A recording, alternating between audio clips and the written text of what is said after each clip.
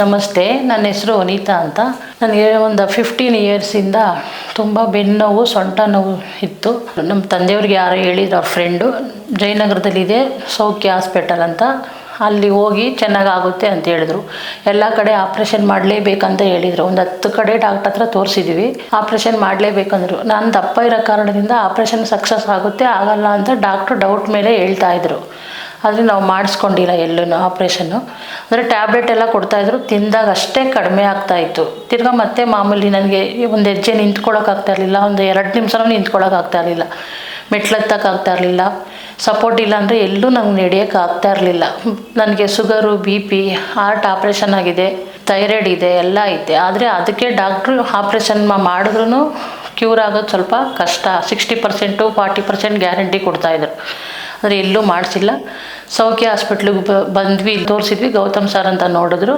ಇವಾಗ ಟ್ರೀಟ್ಮೆಂಟ್ ತಗೋತಾಯಿದ್ದೀನಿ. ನಾನು ಒಬ್ಬಳೇ ನಡೆದಾಡ್ತೀನಿ ಈಗ ಮನೇಲಿ.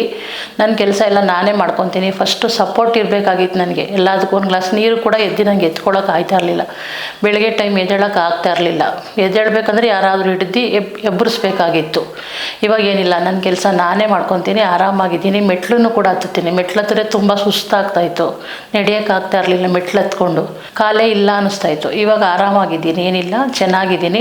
ನರ ಪ್ರಾಬ್ಲಮ್ ಅಂತ ಹೇಳಿದ್ರು, ಆದರೆ ಎಲ್ಲೂ ನನಗೆ L4 L5 ಈ ಥರ ಬಲ್ಜಾಗೈತೆ ಅಂತ ನನಗೆ ಹೇಳೇ ಇಲ್ಲ.